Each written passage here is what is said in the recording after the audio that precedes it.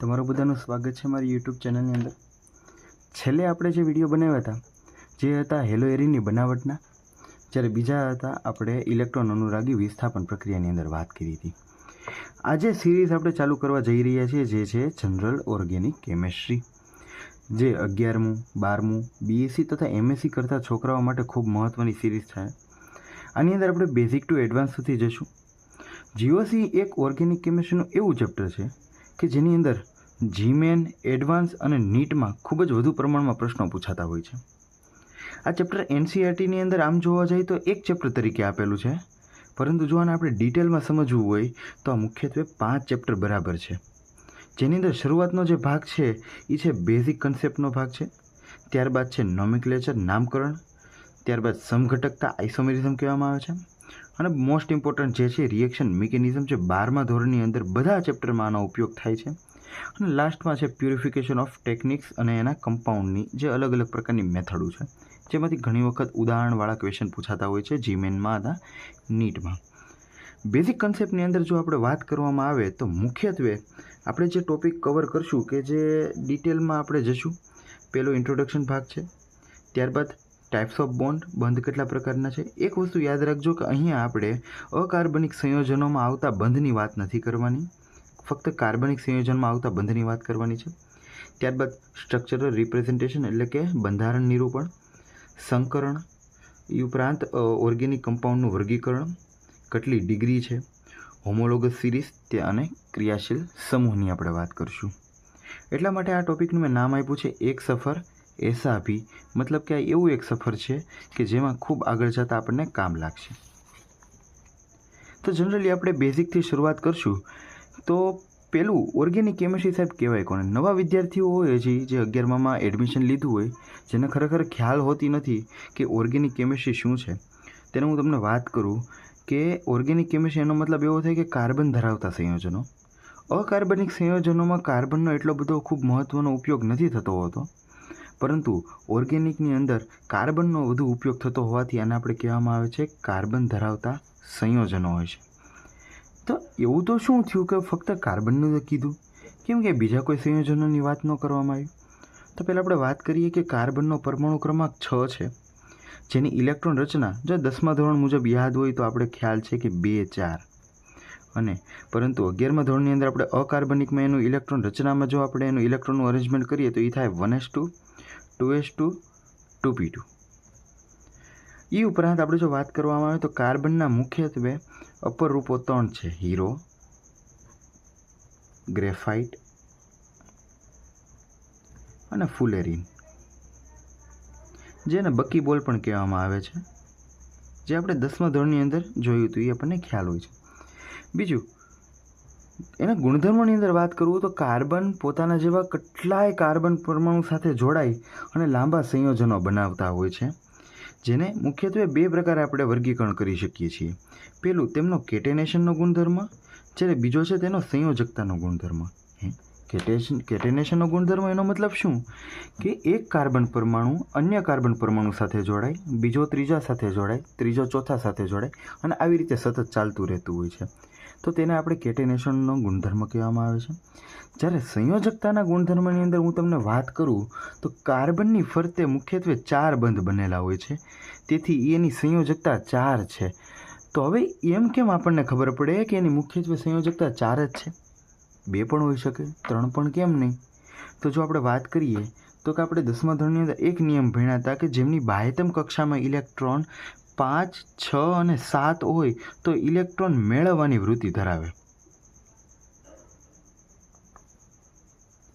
અને જેમની બાહ્યતમ કક્ષામાં 1, 2 અને 3 ઇલેક્ટ્રોન હોય છે, ઇલેક્ટ્રોન દાન કરવાની વૃત્તિ ધરાવે। પરંતુ જો આપણે કાર્બનમાં જોવા જઈએ તો એની બાહ્યતમ કક્ષામાં તો 4 ઇલેક્ટ્રોન છે, તો એ તો 4 ઇલેક્ટ્રોન મેળવી શકે અને ગુમાવી શકે પોતાની અષ્ટક રચના પૂરી કરવા માટે। તો એ શું કરતો હોય છે? તો જો એ 4 ઇલેક્ટ્રોન મેળવે અથવા તો ગુમાવે તો એ અસ્થાયી બને છે, જેને કારણે 4 ઇલેક્ટ્રોન મેળવશે પણ નહીં અને ગુમાવશે પણ નહીં। તો એ શું કરશે? તો કે અન્ય પરમાણુ સાથે ભાગીદારી કરી અને સહસંયોજક બંધની રચના કરશે, બરાબર છે? તો હવે આપણે ઇલેક્ટ્રોન ગોઠવીએ તો કે કાર્બનની જ્યારે ધરા અવસ્થામાં હશે ત્યારે તેના ઇલેક્ટ્રોન 1s2 2s2 એટલે કે 1sમાં 2 ઇલેક્ટ્રોન, 2sમાં 2 ઇલેક્ટ્રોન અને 2pમાં 1 ઇલેક્ટ્રોન જોવા મળશે. પણ જ્યારે એ ઇલેક્ટ્રોન પોતાની તરફ મેળવશે એટલે કે 2s છે એ બહારથી ઉર્જા પોતે ગેઇન કરશે અને એનો 2sમાં રહેલો ઇલેક્ટ્રોન તે જે જમ્પ કરી અને 2pzમાં જશે અને આમ ઇલેક્ટ્રોનનો વિનિમય થશે અને 2sમાં 1 ઇલેક્ટ્રોન અને 2pમાં 3 2px1 2py1 અને 2pz1ની રચના કરશે. હવે બીજું, જ્યારે એની ધરા અવસ્થામાં હતા જો તે ઇલેક્ટ્રોન 2 મેળવે એનો મતલબ એવો એ 2 સહસંયોજક બંધ બનાવી શકે. પણ જ્યારે મેં એને ઉત્તેજિત કર્યા એનો મતલબ એવું થયું 2sમાંથી 1 ઇલેક્ટ્રોન જમ્પ કરી અને પીમાં ગયો. હવે તેની આગળ સહસંયોજક બંધ બનાવવાની મુખ્યત્વે 4 શક્યતા છે. કેવી રીતે એ શક્યતા છે ચલો આપણે પહેલાં તો એ જોઈએ. જ્યારે આપણે વાત કરતા હતા કે એની ઉત્તેજિત અવસ્થામાં 1 ઇલેક્ટ્રોન 2sમાંથી જમ્પ થઈને પીમાં ગયો મતલબ કે 2s અને 2pમાં 3 ઇલેક્ટ્રોન. જો આમ વાત કરવામાં આવે તો આઉબાઉના નિયમ મુજબ 2s છે એ નીચી ઉર્જાવાળી કક્ષક છે જ્યારે 2p છે એ ઊંચી ઉર્જાવાળી કક્ષક છે. તો જ્યારે એ કાર્બન અન્ય પરમાણુ સાથે પહેલાં ભાગીદારી કરશે તો પહેલાં તો 2sમાં ઇલેક્ટ્રોન સમાય, ત્યારબાદ 2pમાં સમાય. પરંતુ એ 1s અને 3p ભેગી મળી અને 4 સંકૃત કક્ષકો sp3નું નિર્માણ કરશે. હવે આ 4ની અંદર ઉર્જા કેવી હશે? સમાન હશે. એ ઉપરાંત આપણે પીની અંદર 1 ઇલેક્ટ્રોન તો કાર્બનના હતા જ તે. હવે હમણાં મેં વાત કરી એ મુજબ કે કાર્બન છે એ 4 ઇલેક્ટ્રોન મેળવતો પણ નથી અને ગુમાવતા પણ નથી. તો શું ભાગીદારીની રચના કરશે? તો અહીંયા આપણી આગળ 4 હાઇડ્રોજન છે 1 2 3 4. ચારેયની બાહ્યતમ કક્ષામાં 1 ઇલેક્ટ્રોન છે. તો શું કરશે? 1 ઇલેક્ટ્રોન કાર્બન સાથે જોડાઈ અને મિથેનની રચના કરશે. આમ કાર્બન ફરતે 4 હાઇડ્રોજન જોડાઈ ગયા જેમાં એક બંધની અંદર 1 ઇલેક્ટ્રોન કાર્બનનો જ્યારે બીજો ઇલેક્ટ્રોન હાઇડ્રોજનનો. તેવી રીતે આ બંધમાં પણ 1 ઇલેક્ટ્રોન કાર્બનનો, બીજો ઇલેક્ટ્રોન હાઇડ્રોજનનો. ત્રીજા બંધમાં પણ એવી રીતે 1 ઇલેક્ટ્રોન કાર્બનનો, બીજો ઇલેક્ટ્રોન હાઇડ્રોજનનો. ચોથા બંધમાં પણ એવી રીતે 1 ઇલેક્ટ્રોન કાર્બનનો અને બીજો ઇલેક્ટ્રોન હાઇડ્રોજન. આમ તે 4 સહસંયોજક બંધની રચના કરે છે. બીજું એક મહત્ત્વની વાત છે કે કાર્બનની બાહ્યતમ કક્ષામાં 4 ઇલેક્ટ્રોન હતા તેથી આપણે એની સંયોજકતા 4 છે. જ્યારે એ ઉપરાંત નાઇટ્રોજનની સંયોજકતાની અંદર વાત કરવામાં આવે તેની ઇલેક્ટ્રોન રચના 2 5 છે. એનો મતલબ એવો એની બાહ્યતમ કક્ષામાં 3 ઇલેક્ટ્રોન ઘટે તેથી એની સંયોજકતા 3 છે. જ્યારે ઓક્સિજનની સંયોજકતા 2 છે. આ એક થોડુંક એવું ધ્યાન રાખવા જેવી બાબત છે. બીજું, આ તો હતા ગુણધર્મને કારણે જેને કારણે આપણે કહી શકીએ કે ઓર્ગેનિક કેમિસ્ટ્રી છે એ કાર્બન સંયોજનનું કેમિસ્ટ્રી છે. બીજી બેઝિક વાત કરવામાં આવે તો વાઇટલ ફોર્સ થિયરી જીવશક્તિ કહેવામાં આવે છે જે મુખ્યત્વે બર્ઝેલિયસે આપી હતી. પહેલાંના જમાનામાં એવું કહેવામાં આવતું કે કુદરતમાં મળતા તમામ સંયોજનો કે જે કાર્બનિક સંયોજનો છે જેને આપણે પ્રયોગશાળાની અંદર બનાવી શકતા નથી. બર્ઝેલિયસે પણ એવું સૂચવ્યું કે કાર્બનિક સંયોજનો છે તેના માટે જૈવશક્તિનું જવાબદાર છે. જૈવશક્તિ મતલબ કે વાઇટલ ફોર્સ પણ કહેવામાં આવે છે, જૈવશક્તિ બળ પણ કહેવામાં આવે છે, એના સિદ્ધાંત પણ કહેવામાં આવે છે જે ખૂબ મહત્ત્વનો ભાગ ભજવે છે. ત્યારબાદ 1828ની અંદર એક વોહલર નામનો વૈજ્ઞાનિક આવ્યો જેને એવું કીધું કે પહેલાં એવું વાત કરવામાં આવતી કે કાર્બનિક સંયોજનોને પ્રયોગશાળાની અંદર બનાવી શકતા નથી. પરંતુ વોહલરે 1828ની અંદર પ્રયોગશાળાની અંદર યુરિયાની બનાવટ કરી જે મુખ્યત્વે અકાર્બનિક સંયોજનો એમોનિયમ સાયનાઇડમાંથી બનાવવામાં આવ્યું હતું. ત્યારબાદ ત્રીજો વૈજ્ઞાનિક આવ્યો જેનું નામ છે કોલ્બે. એને 1845ની અંદર એસિટિક એસિડની શોધ કરી જેને ઇથેનોઇક એસિડ પણ કહેવામાં આવે છે, વિનેગર પણ કહેવામાં આવે છે. ત્યારબાદ બર્થોલોડ આવ્યો જેને 1856ની અંદર મિથેનની શોધ કરી. હવે ખરેખર તો આ બધી જૂની વ્યાખ્યા હતી પરંતુ નવી ડેફિનેશન મુજબ જો જોવામાં આવે તો હાઇડ્રોકાર્બન અને તેના ડેરિવેટિવ્સનો અભ્યાસ કરતી રસાયણ વિજ્ઞાનની શાખા જેને આપણે શું કાર્બનિક રસાયણ વિજ્ઞાન કહેવામાં આવે છે. તો ખરેખર હાઇડ્રોકાર્બન કહેવાય શું પહેલાં તો એ જોઈએ. જે સંયોજનોની અંદર ફક્ત હાઇડ્રોજન અને કાર્બન રહેલા હોય છે તેવા સંયોજનોને હાઇડ્રોકાર્બન કહેવામાં આવે છે. બીજું તો શું આજે આપણે એક ઉદાહરણ છે CH4 એ હાઇડ્રોકાર્બન છે? તો કે જોઈએ તો કે એની અંદર કાર્બન અને હાઇડ્રોજન છે તેથી આને હાઇડ્રોકાર્બન કહેવાય. ઇથેનને પણ હાઇડ્રોકાર્બન કહેવાય. આ સંયોજનોની અંદર જો તમે જોવા જાઓ તો કાર્બન છે અને બીજું ઓક્સિજન છે, એનો મતલબ હાઇડ્રોજન નથી, તો આને હાઇડ્રોકાર્બન કહેવાય નહીં. જ્યારે એસિટોન છે જેની અંદર 3 કાર્બન છે અને 6 હાઇડ્રોજન છે, પરંતુ ઓક્સિજન પણ આવતો હોવાથી આને હાઇડ્રોકાર્બન કહેવામાં આવતો નથી. એમોનિયમ સાયનેટ તે પણ હાઇડ્રોકાર્બન કહેવામાં આવતો નથી. યુરિયા કાર્બનિક સંયોજન તો છે પરંતુ હાઇડ્રોકાર્બન નથી. તે ઉપરાંત એસિટોન પણ કાર્બનિક સંયોજન છે પરંતુ હાઇડ્રોકાર્બન નથી. એ સિવાય બીજા ઘણા છે, જેમ કે કાર્બન ડાયોક્સાઇડ છે. આ બધા 3 આયનો છે જે હાઇડ્રોકાર્બન નથી પરંતુ આયોનિક સોલ્ટ બનાવવા માટે ખૂબ મહત્ત્વનો ભાગ ભજવતા હોય છે. ત્યારબાદ આપણે આગળ જઈએ. બીજો ટોપિક છે એ છે ટાઈપ્સ ઓફ બોન્ડ. કાર્બનિક સંયોજનની અંદર મુખ્યત્વે 2 પ્રકારના બંધ બને છે. એક છે સિગ્મા બંધ, જ્યારે બીજા છે પાઈ બંધ. સિગ્મા બંધ ખરેખર પ્રબળ હોય છે, જ્યારે પાઈ બંધ કેવા હોય છે? નિર્બળ હોય છે. જો આપણે વાત કરવામાં આવે તો 2 સમાન અથવા તો જુદા જુદા પરમાણુ વચ્ચે રચાતા બંધને સિગ્મા બંધ કહે છે, જ્યારે 2 સમાન અથવા તો જુદા જુદા પરમાણુ વચ્ચે રચાતા પ્રથમ બંધ સિવાયના બંધને પાઈ બંધ કહે છે. હવે ખરેખર જો આપણે વાત કરીએ તો સિગ્મા અને પાઈની, તો મારી આગળ એક ઇથેન બંધારણ છે જેની અંદર તમે જોઈ શકો છો કે કાર્બન અને કાર્બન વચ્ચે બંને કેવા સમાન પરમાણુ છે, એની વચ્ચે રચાતો પ્રથમ બંધ કે જેને મારે સિગ્મા બંધ કહેવામાં આવે છે. તો આ ઉપરાંત કાર્બન છે એ હાઇડ્રોજન સાથે પણ બંધ બનાવે છે, બંને જુદા જુદા પરમાણુઓ છે, એની વચ્ચે પણ એક બંધ રચાય છે. તેથી આને પણ આપણે શું કહીશું? વ્યાખ્યા મુજબ સિગ્મા બંધ કહીશું. તેથી ઇથેનની અંદર જો જોવા જઈએ તો 1, 2, 3, 4, 5, 6 અને 7 સિગ્મા બંધ જોવા મળે છે. બીજું આપણે વાત કરીએ પાઈ બંધની, તો કે વ્યાખ્યા મુજબ તો જોવા જઈએ કે કાર્બન કાર્બન વચ્ચે રચાતા પ્રથમ સિવાયના બંધને પાઈ બંધ કહે છે. અહીંયા આપણી આગળ એક ઇથિનનું ઉદાહરણ છે જેની અંદર આપણી આગળ 2 કાર્બન છે. આ કાર્બન સાથે 2 હાઇડ્રોજન જોડાયેલા છે, એ ઉપરાંત આ કાર્બન સાથે 2 હાઇડ્રોજન જોડાયેલા છે, પરંતુ કાર્બનની સંયોજકતા તો 4 છે. તો આ કાર્બનની ફરતે તો 2 બંધ બનેલા છે, તો બીજા બંધ ક્યાં હશે? તો કે બીજા બંધ 2 આ છે.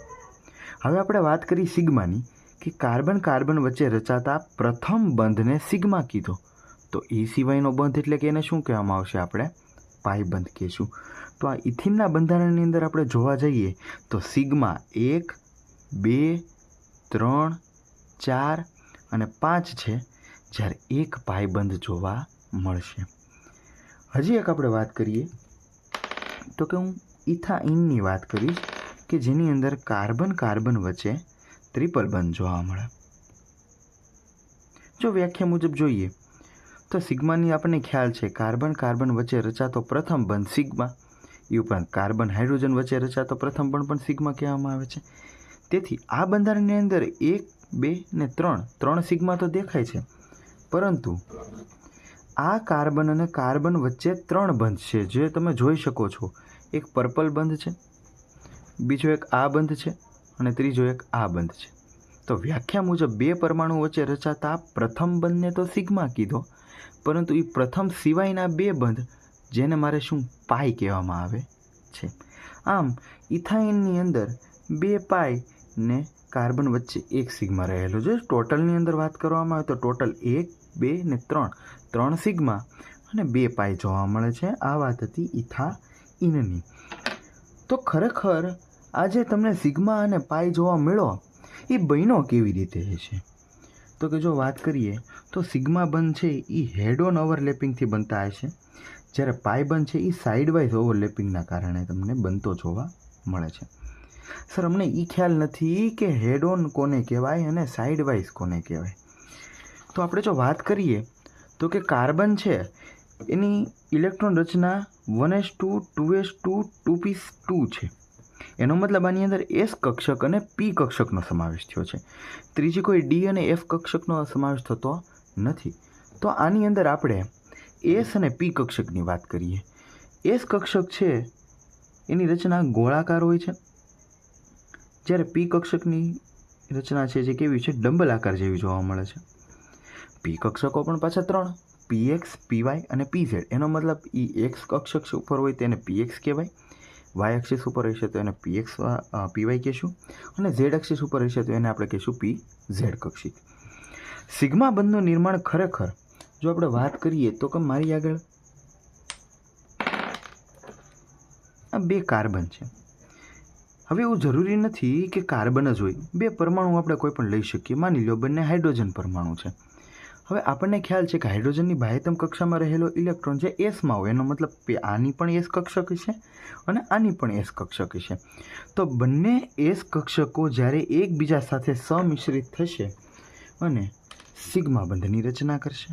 આ બંને હાઇડ્રોજન છે, તે બંને વચ્ચે જે બંધ સિગ્મા રચાણો છે એ કોના કારણે? તો કે એસ અને એસ કક્ષકનું ઓવરલેપિંગના કારણે જે આપણને ઇન્ટરેક્શન થયું એને આપણને સિગ્મા બંધ બનાવ્યું. એવું જરૂરી નથી કે બંને એસ કક્ષક પણ હોય, એક એસ અને એક પી પણ હોઈ શકે છે. જે આપણને ખ્યાલ છે તો કે હાઇડ્રોજનની એસ કક્ષક અને કાર્બનની પી કક્ષક એકબીજા સાથે સમિશ્રિત થઈ અને સિગ્મા બંધની રચના કરી છે. એવી રીતે બંને પી કક્ષકો પણ હોઈ શકે છે કે પી કક્ષક એકબીજા સાથે જોડાય અને સિગ્મા બંધનું નિર્માણ કરે. તો ખરેખર પાયબંધ ક્યારે રચાતું હશે? પાયબંધ થવા માટેની 2 શક્યતા છે. બંને પીવાય એકબીજાને સમાંતર હોય અને એકબીજાથી બાજુએથી જોડાતી હોય, અને જેને કારણે એક તલની ઉપર રકાબી જેવી રચના જોવા મળે છે. એનો મતલબ એવો કે એને પાયબંધનું નિર્માણ કર્યું. હવે આ પીવાયની વાત નહોતી. સેમ એ મુજબ આપણે પીઝેડની પણ વાત કરીએ તો પીઝેડમાં પણ સાઇડવાઇઝ ઓવરલેપિંગના કારણે, એટલે કે બાજુએથી જો જોડાયેલા હોય તો આપણને પાયબંધની રચના કરે છે.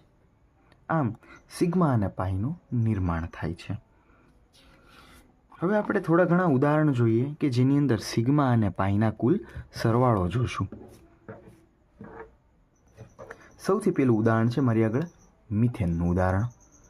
મિથેનના ઉદાહરણની અંદર જો આપણે વાત કરશું કે કાર્બનની ફરતે 4 બંધ રચાયેલા છે, જેમાં 1 સિગ્મા, 2 સિગ્મા, 3 સિગ્મા અને 4 સિગ્માનો સમાવેશ થાય છે.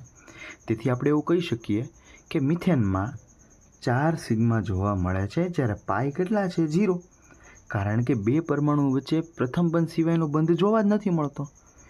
હવે ઇથેનની અંદર વાત કરવામાં આવે તો મારી આગળ 2 કાર્બન છે, સમાન પ્રકારના છે અને તેમની વચ્ચે પ્રથમ બંધ રચાય છે. તેથી આ 1 સિગ્મા. એ ઉપરાંત 2 જુદા જુદા પરમાણુઓ વચ્ચે એક બંધ રચાય છે. અહીંયા પણ 1 સિગ્મા, અહીંયા પણ 1 સિગ્મા, અહીંયા પણ 1 સિગ્મા, અહીંયા પણ 1 સિગ્મા, અહીંયા પણ 1 સિગ્મા અને અહીંયા સિગ્મા. તો ટોટલ 3, 4, 5, 6 અને 7 સિગ્મા બને છે. પરંતુ પાયબંધ મારી આગળ 0 છે. જો હું ઇથિનના ઉદાહરણની અંદર વાત કરવામાં આવે તો મારી આગળ કાર્બન વચ્ચે 2 બંધ છે, જેની અંદર પહેલો બંધ સિગ્મા, બાજુનો બંધ પણ સિગ્મા, કાર્બન અને હાઇડ્રોજન વચ્ચેનો બંધ પણ સિગ્મા, જ્યારે અહીંયા પણ સિગ્મા, અહીંયા પણ સિગ્મા. તેથી 1, 2, 3, 4 અને 5 સિગ્મા બંધ, જ્યારે 1 પાય બંધ મને જોવા મળે છે, કારણ કે એ પ્રથમ બંધ સિવાયનો છે. જ્યારે હું ઇથાઇનની અંદર વાત કરીશ તો 2 જુદા જુદા પરમાણુ વચ્ચે રચાતો પ્રથમ બંધ, જેને મારે સિગ્મા કહેવાય, તો અહીંયા પણ એઝિટીસ એવું લાગુ પડશે.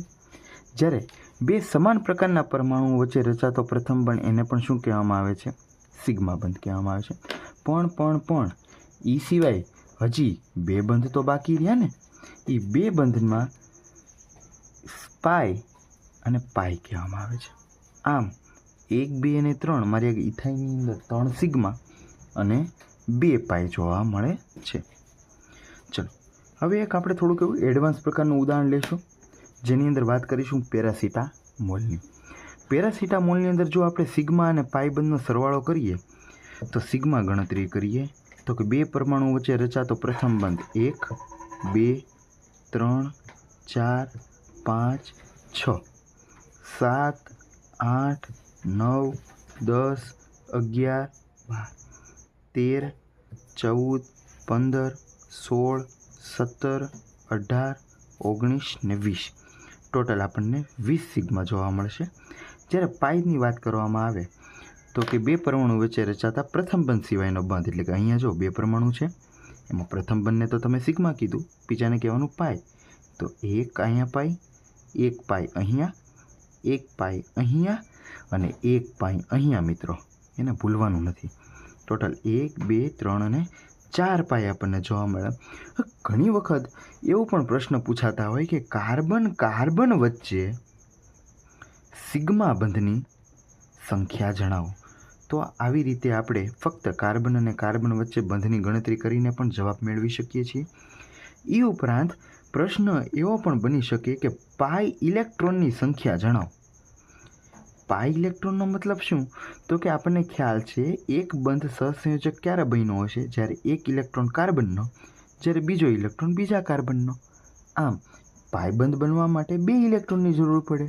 તો ટોટલ આખા બંધારણની અંદર આપણે વાત કરવામાં આવે તો 1 2 3 અને 4 પાઈ બંધ છે. એનો મતલબ મારી આગળ 8 ઇલેક્ટ્રોન જોવા મળતા હશે. ત્યારબાદ આપણે ઉદાહરણ વાત કરીએ તો કે જે આપણે ઘણી વખત પીતા હોઈએ છીએ સવારમાં ચા, જેની અંદર કેફીન જોવા મળતો હોય છે. એ કેફીનની અંદર સિગ્મા અને પાઈ બંધ કેટલા છે એ આપણે ગણતરી કરીએ. તો જો હું ગણતો જાઉં છું, એક અહીંયા સિગ્મા, એક અહીંયા સિગ્મા, એક 3 4 5 6 7 8 9 10 11 12 13 14 15 16 17 18 19 20 21 22 23 24 25 સિગ્મા મને જોવા મળ્યા. એ ઉપરાંત જો હું પાઈની ગણતરી કરવામાં જાઉં બેટા, તો એક અહીંયા પાઈ છે, એક અહીંયા પાઈ છે, એક અહીંયા પાઈ છે અને એક અહીંયા પાઈ છે. ટોટલ 1 2 3 અને 4 પાઈ મને જોવા મળ્યા. તેથી હું કહી શકીશ કે કેફીનની અંદર 25 સિગ્મા છે, જ્યારે 4 પાઈ છે. હવે એક બહુ મહત્ત્વનું ઉદાહરણ છે જેનું નામ છે સાયક્લોહેક્ઝેન. હવે આ જે ઉદાહરણ મેં મૂક્યું છે ને એ બંધ રેખાનું ઉદાહરણ છે. બંધ રેખાનો મતલબ એવો થાય કે જેની અંદર પરમાણુ કાર્બન અને હાઇડ્રોજનને છુપાવી દેવાના હોય છે, પરંતુ જો વિષમ પરમાણુ હોય તો એ આપણે દર્શાવશું. હવે આપણને ખબર છે કાર્બનની સંયોજકતા તો 4 છે, તો અહીંયા તો 2 બંધ બન્યા, તો બીજા 2 બંધ ક્યાં? તો આ બંધ રેખામાંથી જ્યારે તમે સંપૂર્ણ બંધારણમાં ફેરવશો ત્યારે આપણે એવું ધારવાનું હોય છે કે અહીંયા 2 બંધ હાઇડ્રોજનના હશે. જે આપણે ડિટેલમાં જોશું તે મુજબ અહીંયા પણ 2 બંધ છે હાઇડ્રોજન સાથે, અહીંયા પણ 2 હાઇડ્રોજન જોડાયેલા છે, અહીંયા પણ 2 હાઇડ્રોજન જોડાયેલા છે અને અહીંયા પણ 2 હાઇડ્રોજન જોડાયેલા છે. આમ કુલ જો હવે આપણે સિગ્મા ગણવું હોય તો હવે આપણને કોઈ જાતની તકલીફ રહેશે નહીં. તો વાત કરીએ તો આની અંદર સિગ્મા કેટલા? તો કે હું ગણતો જાઉં સાહેબ, 1 2 3 4 5 6 7 8 9 10 11 12 13 14 15 અને 16. એનો મતલબ મને 16 સિગ્મા જોવા મળે, જ્યારે પાઈ મારી આગળ 0 છે. ચાલો થોડાક એવા હજી ઉદાહરણ લઈએ તો આપણને થોડુંક એવું વધુ ખ્યાલ આવશે. બેન્ઝીન. આ મેં તમારી સામે બંધ રેખા બંધારણ નથી ડ્રો કર્યું, સંપૂર્ણ બંધારણ ડ્રો કર્યું છે. બેન્ઝીનને આપણને ખબર છે 10મા ધોરણની અંદર આપણે જોતા કે C6H6 કહેવાય. આ એનું બંધારણ છે જેની અંદર મારી આગળ 1 2 3 4 5 ને 6 કાર્બન અને એની યારે 6 હાઇડ્રોજન જોડાયેલા છે. હવે આની અંદર આપણે સિગ્મા ગણીએ કે 2 જુદા જુદા અથવા તો સમાન પરમાણુ વચ્ચે રચાતા પ્રથમ બંને સિગ્મા કહેવાય. તેથી આને હું સિગ્મા કહીશ 1, આને કહીશ 2, આને કહીશ 3, આને 4 5 6 7 8 9 10 11 અને 12. એનો મતલબ મને બેન્ઝીનની અંદર 12 સિગ્મા જોવા મળે. જો પાઈ જોવા જઈએ તો કે હવે વિદ્યાર્થી મિત્રો તમે ગણી શકો છો કે 2 પરમાણુ વચ્ચે 2 બંધ છે, જેમાં પ્રથમ સિવાયના બંધને મારે પાઈ કહેવાય. તો એક પાઈ બંધ અહીંયા, એક પાઈ બંધ અહીંયા ને એક પાઈ બંધ અહીંયા. આમ કુલ સિગ્મા 12 જોવા મળ્યા અને પાઈ 3 જોવા મળ્યા. બીજું હવે આપણે ટોલ્યુઇનનું ઉદાહરણ જોઈએ. ટોલ્યુઇનની અંદર જો ખરેખર વાત કરવામાં આવે તો એ પણ આની જેમ આપણે સિગ્મા અને પાઈ કાઉન્ટ કરીએ તો 1 2 3 4 5 6 7 8 9 10 11 12. એટલું તો બેન્ઝિનમાં પણ 12 આવ્યા હતા સિગ્મા. તો આમાં તમે જોશો તો એટલી વસ્તુ તમને નવીન દેખાય છે કે જે આપણે એડ કરવાની છે. તો 12 સિગ્મા હતા, આ 13, 14 ને 15. એનો મતલબ ટોલ્યુઇનની અંદર 15 સિગ્મા છે. જ્યારે પાઈની અંદર આપણે વાત કરીએ તો ટોલ્યુઇનની અંદર મને 3 પાઈ જોવા મળે છે. હવે મહત્ત્વની વાત એ છે કે સિગ્મા અને પાઈનો સરવાળા કરીને પણ આપણને પૂછી શકે છે. તો બેન્ઝિનની અંદર સિગ્મા પ્લસ પાઈ ટોટલ 15 થાય, જ્યારે ટોલ્યુઇનની અંદર 18 થાય. હવે તમે વિદ્યાર્થી મિત્રો એનિલિનની આવી રીતે વાત કરો અને મને કોમેન્ટ બોક્સમાં જણાવજો કે સિગ્મા કેટલા અને પાઈ કેટલા અને સિગ્મા વત્તા પાઈનો સરવાળો કેટલો. એટલે અહીંયા આપણે સિગ્મા અને પાઈની વાત પૂરી કરીશું. થોડીક બીજા ઉદાહરણ પણ આપણે જોઈએ. એસ્પિરિન છે, આપણને ખ્યાલ છે એસ્પિરિન માથાના દુખાવા માટેની જે દવા આવે તેની અંદર મુખ્યત્વે ભાગ ભજવતો હોય છે. એ દવાનું નામ એસ્પિરિન હોય છે. એની અંદર સિગ્મા અને પાઈ આપણે ગણીએ તો સિગ્મા આપણે ગણતા જઈએ 1, 2, 3, 4, 5, 6, 7, 8, 9, 10, 11, 12, 13, 14, 15, 16, 17, 18, 19, 20, 21. મને 21 સિગ્મા જોવા મળ્યા. જો પાઈ જો વાત કરવામાં આવે તો પાઈની અંદર મને 1, 2, 3 અને 4 પાઈ અને એક આ 5 પાઈ અને 21 સિગ્મા મને જોવા મળે છે. ત્યારબાદ એક ખૂબ મહત્ત્વનું છે જે સાબુ છે ડેટોલ, તેનું બંધારણ છે. એના અંદર આપણે સિગ્મા અને પાઈ ગણીએ તો જોજો તમે આ કાર્બનની 4 સંયોજકતા થઈ ગઈ છે. એનો મતલબ એની ફરતે 4 બંધ બની ગયા છે. આમાં પણ 4 સંયોજકતા જોવા મળે છે, આમાં પણ 4 સંયોજકતા જોવા મળે, પરંતુ આ બંનેની અંદર એક સંયોજકતા ઘટે છે. મેં પહેલાં જ વાત કરી, આ હું બંધ રેખામાંથી સંપૂર્ણ બનાવું છું એટલા માટે અહીં હું એવું ધારીશ કે અહીં એક જગ્યાએ હાઇડ્રોજન જોવા મને મળશે. હવે એની અંદર આપણે સિગ્મા અને પાઈ ગણવાના છે. તો ચલો ગણતરી કરતા જઈએ. 1, 2, 3, 4, 5, 6, 7, 8, 9, 10, 11, 12, 13, 14, 15, 16, 17, 18, 19. મને 19 સિગ્મા જોવા મળે છે. જ્યારે પાઈની અંદર વાત કરવામાં આવે તો 1, 2 અને 3 પાઈ જોવા મળશે. ચલો આ સિવાય હજી એક આપણે ઉદાહરણની વાત કરીશું, કારણ કે ખરેખર સિગ્મા અને પાઈ બંધ છે એ આપણે જેમ વધુ ઉદાહરણ જોતા જઈશું એમ આપણને વધુ મગજમાં બેસતું જશે. ડીડીટી એક એવો પ્રકારનું પોલીહેલોજન સંયોજન છે કે જે જમીનની અંદર ડિગ્રેડેબલ થતા નથી, મતલબ કે વિઘટન પામતા નથી. હાલ તે ઇન્ડિયામાં તે બેન થયેલું છે. ચલો આપણે તેની અંદર સિગ્મા અને પાઈ બંધની સંખ્યા ગણશું. કોઈ પણ એક બાજુથી શરૂઆત કરો. 1, 2, 3, 4, 5, 6, 7, 8, 9, 10, 11, 12, 13, 14, 15, 16, 17, 18, 19, 20, 21, 22, 23, 24.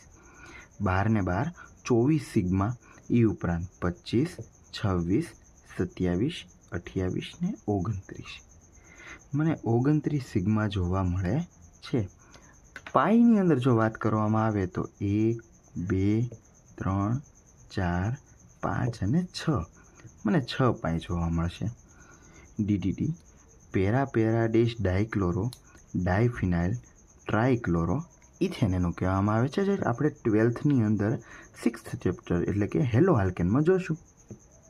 હેલો આલ્કેનની અંદર પોલીહેલોજન સંયોજન આવશે, ત્યાં આપણે આનો ડિટેલમાં અભ્યાસ કરશું કે એની વર્લ્ડ વોર 2 પહેલાં શોધ થઈ ત્યારે શું ઉદ્દેશ્ય હતો, ત્યારબાદ શેના માટે ઉપયોગ, તેની બધી વાત કરશું.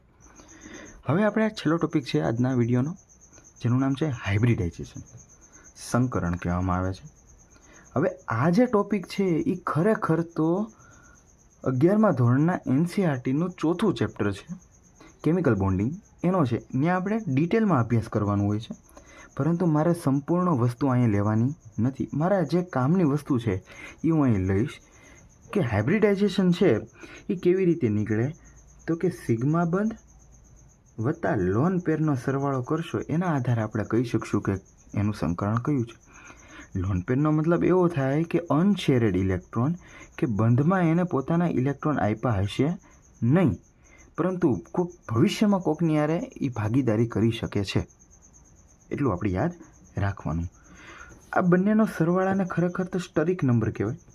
જો સિગ્મા અને લોન પેરનો સરવાળો 4 આવે એનો મતલબ 4 સંકૃત કક્ષકોએ ભાગ લીધો, 1 S અને 3 P. જો બંનેનો સરવાળો 3 આવે એનો મતલબ એવો કે 3 કક્ષકોએ ભાગ લીધો, 1 S અને 2 P. જો એનો સરવાળો 2 આવે એનો મતલબ 1 S અને 1 P એ જોડાણા હશે. sp ની અંદર વાત કરવામાં આવે તો S અને px પણ હોઈ શકે. sp2 એનો મતલબ 1 S અને 2 P. જ્યારે sp3ની અંદર વાત કરશું ત્યારે 1 S અને 3 P, px, py અને pz. હવે આપણે જો યાદ રાખીએ તો કાર્બનની કોઈ પણ જાતની લોન પેર હોતી નથી, એનો મતલબ કાર્બનની લોન પેર છે 0. બીજું, નાઇટ્રોજનની આગળ 1 અબંધકારક ઇલેક્ટ્રોન યુગ્મ છે, જ્યારે ઓક્સિજનની આગળ 2 અબંધકારક ઇલેક્ટ્રોન યુગ્મ છે. હવે આપણે સંકરણ જોઈએ. મારી આગળ કાર્બન છે. ખરેખર મારે આ કાર્બનનું સંકરણ લેવાનું છે, તો મારે શું જોવું પડશે કે કાર્બન એની ફરતે કેટલા સિગ્મા બંધ બનાવે છે. તો આપણે જોઈ શકાય છે કે કુલ જોવા જઈએ તો 7 સિગ્મા છે, નો ડાઉટ. બટ આ કાર્બનની ફરતે જો આપણે જોવા જશું તો મુખ્યત્વે 4 સિગ્મા છે, 1, 2, 3 ને 4. તો સૂત્ર મુજબ જો હું વાત કરું તો કે 4 થાય સિગ્મા, વત્તા કાર્બનની આગળ તો 0 લોન પેર છે, તો કુલ સરવાળો મારી આગળ થશે 4. એનો મતલબ એવો કે sp3 સંકરણ મને જોવા મળશે. તેથી આ જે કાર્બન છે એનું સંકરણ થાય sp3. બીજું, આપણે આ કાર્બનની અંદર વાત કરીએ. સેમ એઝ ઇટ ઇઝ ઓલાની જેમ જોવા જઈએ તો આ કાર્બનની ફરતે 4 સિગ્મા, 1, 2, 3 અને 4. તો 4 સિગ્મા વત્તા 0 લોન પેર, તેથી એનું સંકરણ થાય sp3. તો એવો પ્રશ્ન પૂછવામાં આવે કે આ બંધારણની અંદર sp3 કાર્બનની સંખ્યા જણાવો, તો sp3 સંકરણ ધરાવતા કાર્બન 2 જોવા આપણને મળશે. વિદ્યાર્થી મિત્રો, ઇથિનની અંદર જો વાત કરવામાં આવે તો સેમ ઈ મુજબ સૂત્ર લગાડવા જઈએ તો કાર્બન છે એની ફરતે કેટલા સિગ્મા છે, તો કે 1, 2 ને 3. 3 સિગ્મા વત્તા, અહીંયા હું ક્યાંય પાઈના બંધની ગણતરી કરીશ નહીં. 3 સિગ્મા એ ઉપરાંત આપણે વાત કરી કાર્બનની આગળ તો 0 લોન પેર હોય, તો સૂત્રમાં અહીં 0 મૂકું, જ્યારે અહીં સિગ્મા બંધ 3 મૂકું, તો 3 વત્તા 0 બરાબર 3. એનો મતલબ એવો કે એનું સંકરણ થાય sp2. તેથી આ કાર્બનનું સંકરણ sp2 થશે. તો આ કાર્બનનું પણ એવી રીતે જો આપણે વાત કરવામાં આવે તો ફરતે 3 સિગ્મા છે અને કાર્બનની લોન પેર 0, તેથી એનું પણ સંકરણ sp2 થશે. બીજી વાત કરીએ. એક મારી આગળ ઉદાહરણ છે કે જેની અંદર 1, 2, 3 અને 4 પરમાણુ છે જેનું મારે સંકરણ કાઢવાનું છે. તો જો સૂત્ર મુજબ જોવા જાય તો કાર્બનની આગળ તો 0 લોન પેર છે, તો અહીંયા મારે આંખું બંધ કરીને 0 મૂકી દેવાનો. બીજું, તો હવે હું એના માટે શું ખાલી સિગ્મા બંધ જ કાઉન્ટ કરીશ. તો આ કાર્બનની ફરતે મુખ્યત્વે મને 3 સિગ્મા જોવા મળે, 1, 2 ને 3. તેથી એનું સંકરણ sp2 થશે. જ્યારે આ કાર્બનની આપણે વાત કરવામાં આવે તો એની ફરતે આપણને 3 સિગ્મા જોવા મળશે, 1, 2, 3. તેથી એનું પણ સંકરણ sp2 થશે. પરંતુ જો હું આ કાર્બનની અંદર વાત કરું તો એની આજુબાજુમાં મને 2 સિગ્મા જોવા મળશે, તેથી એનું સંકરણ sp થાય. હવે તમને વિચાર આવશે, સાહેબ આ કેમ 3 ને 3 બંધ ન લીધા, 3 ને 1 4 ન થવું જોઈએ? નહીં, આપણે ફક્ત વાત કરી મારે સિગ્મા બંધ જ લેવાનું છે. પાઈ બંધના સૂત્રમાં મેં તમને એવું કીધું કે 2 જુદા જુદા અથવા તો સમાન પરમાણુ વચ્ચે રચાતા પ્રથમ બંધ સિવાયના બંધને શું કહેવામાં આવે છે? પાઈ બંધ. તો અહીંયા કાર્બન અને નાઇટ્રોજન વચ્ચે 3 બંધ છે, જેની અંદર પહેલો બંધ છે એ સિગ્મા, બીજા 2 છે એ પાઈ છે. તેથી કાર્બનની આજુબાજુમાં મને 2 સિગ્મા જોવા મળે છે. તેથી 2 વત્તા 0 બરાબર 2, એટલે કે એનું સંકરણ મને જોવા મળશે sp.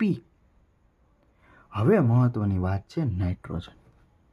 નાઇટ્રોજનની ફરતે જો આપણે જોવા જઈએ તો એની સંયોજકતા 3, એનો મતલબ એને 3 બંધ બનાવ્યા, જેમાંથી એક તો સિગ્મા છે, બીજા 2 પાઈ છે.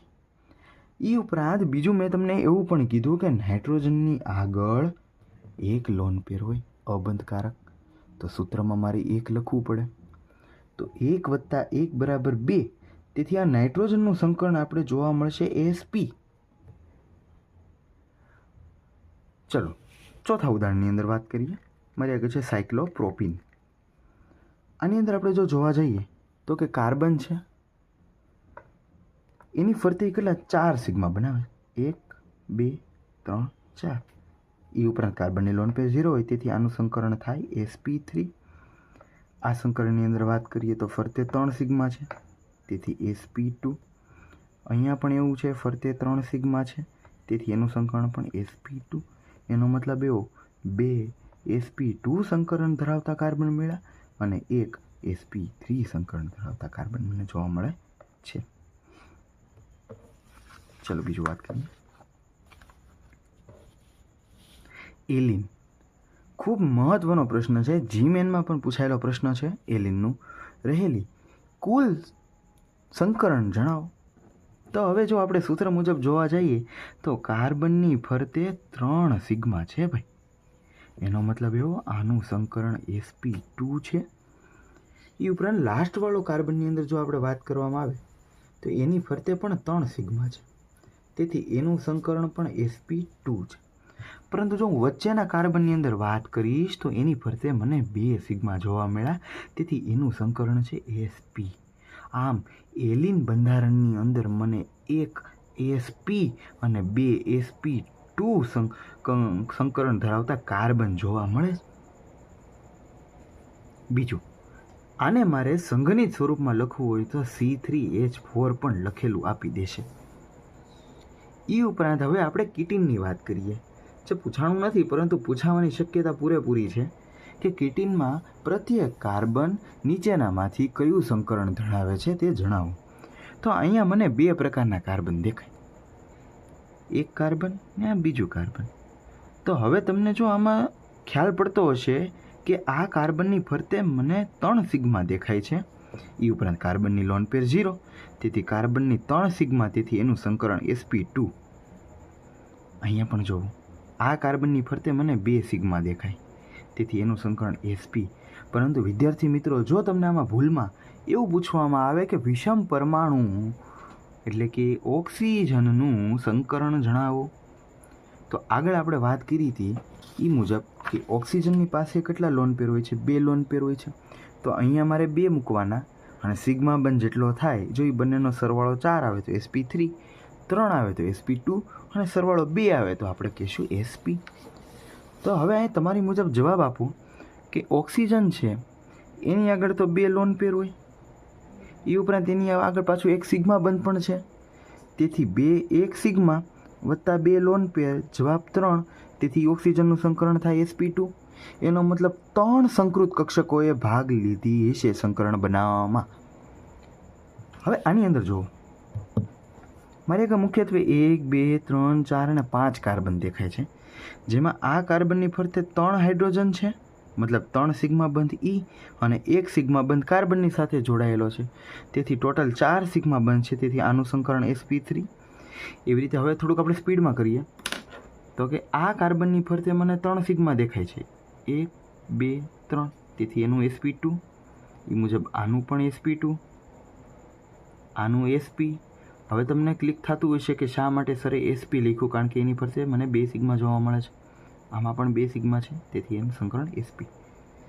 હવે વિદ્યાર્થી મિત્રો, એક PYQ છે જીમેનનો કે જેમાં એવું પૂછવામાં આવ્યું હતું બેન્ઝીનમાં રહેલી કુલ સંકૃત કક્ષકો જણાવો.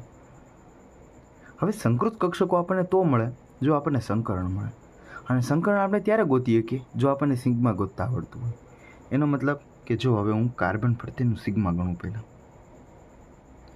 કાર્બન છે એની ફરતે મને 3 સિગ્મા જોવા મળે, 1 2 ને 3. આને કટ કરજો, આ ભૂલથી થયેલું છે. 3 સિગ્મા છે, એનો મતલબ આ કાર્બનનું સંકરણ મને sp2 જોવા મળ્યું. એ ઉપરાંત જો હું આ કાર્બનની અંદર વાત કરું તો એમાં પણ મને 3 સિગ્મા જોવા મળે. તો એનું કાર્બનનું સંકરણ પણ sp2. આની ફરતે પણ મને 3 સિગ્મા જોવા મળે, એનું સંકરણ પણ sp2. આ કાર્બનની ફરતે મને 3 સિગ્મા જોવા મળે, 1 2 ને 3, કારણ કે બીજો તો પાય હોય, તો એનું સંકરણ પણ sp2. એ ઉપરાંત આ કાર્બન છે એમાં પણ મને સંકરણ જોવું હોય તો એની ફરતે પણ 3 સિગ્મા છે, તેથી એનું સંકરણ પણ sp2. આ કાર્બનની ફરતે પણ 3 સિગ્મા છે, તેથી એનું સંકરણ પણ sp2. આપણને એ ખ્યાલ છે એક sp2 સંકરણ હોય એનો મતલબ કે 3 કક્ષકોએ સંકરણ બનાવવામાં ભાગ લીધો, 1 s ને 2 p, તેથી એની સંકૃત કક્ષકો થાય 3. પરંતુ અહીંયા મને 6 કાર્બન છે, એનો મતલબ 6 sp2. તો એ 6 sp2 સંકરણ જો મારે જોતું હોય તો 6 × 3 = 18. એનો મતલબ બેન્ઝીનની અંદર મને 18 સંકૃત કક્ષકો જોવા મળે છે. બીજું મહત્વનું વાત આપણે સમજીએ. એક બંધારણ છે જેની અંદર મારી આગળ CH3 કેવા 3 છે અને એ કાર્બન સાથે જોડાયેલા છે. તેને હું આવી રીતે લખીશ, એક CH3, બીજો CH3 અને ત્રીજો CH3. એ ઉપરાંત ઈ કાર્બન બીજા કાર્બન સાથે જોડાયેલો છે અને ઈ કાર્બનની ઉપર એક હાઇડ્રોજન છે પ્લસ બ્રોમિન છે. ત્યારબાદ ઈ એક છેલ્લેથી બીજા નંબરના કાર્બન સાથે જોડાયેલો છે. ઈ કાર્બન અન્ય કાર્બન સાથે જોડાયેલો છે જેની ઉપર એક હાઇડ્રોજન છે. હવે બીજું મહત્વની વાત કે આ જે બંધારણ છે એની અંદર અહીંયા મને 3 બંધ જોવા મળશે. હવે તમને નવાઈ થાય કે સાહેબ તમે આમાંથી આવું બનાવ્યું કેવી રીતે, અમને કેમ ખબર પડે આવું બનાવવું? તો એના માટે આપણે ટોપિક જોવાનું છે જેનું નામ છે બંધારણ નિરૂપણ, સ્ટ્રક્ચરલ રિપ્રેઝન્ટેશન. એ આપણે આના પછીના વિડીયોની અંદર આપણને જોવા મળશે. પરંતુ અત્યારે જો તમને હું કહેવામાં આવે તો મને સંકરણ ગણીને કહો તો કે આ કાર્બનનું સંકરણ થાય sp3, કારણ કે એની ફરતે 4 સિગ્મા છે, 1 2 3 અને 4. એ ઉપરાંત આની અંદર વાત કરવામાં આવે તો એની ફરતે પણ 4 સિગ્મા, તેથી એનું સંકરણ પણ sp3. Same as it is આનું પણ સંકરણ sp3, એની ફરતે 4 સિગ્મા. જો આ કાર્બનની અંદર વાત કરવામાં આવે તો એનું પણ સંકરણ sp3. આ કાર્બનની અંદર આપણે વાત કરશું તો એની ફરતે 4 સિગ્મા, તેથી એનું સંકરણ પણ sp3. આ કાર્બનનું જો બેટા એની ફરતે મને 2 સિગ્મા દેખાય, કારણ કે આ બંને તો પાય હોય, તેથી આનું સંકરણ sp. આ કાર્બનનું સંકરણ પણ sp. આમ અહીંયા આજના વિડીયોની આપણે અંત કહીશું. ત્યારબાદ નેક્સ્ટ વિડીયોની અંદર આપણે વાત કરશું બંધારણ નિરૂપણ, representation of structural. Thank you so much.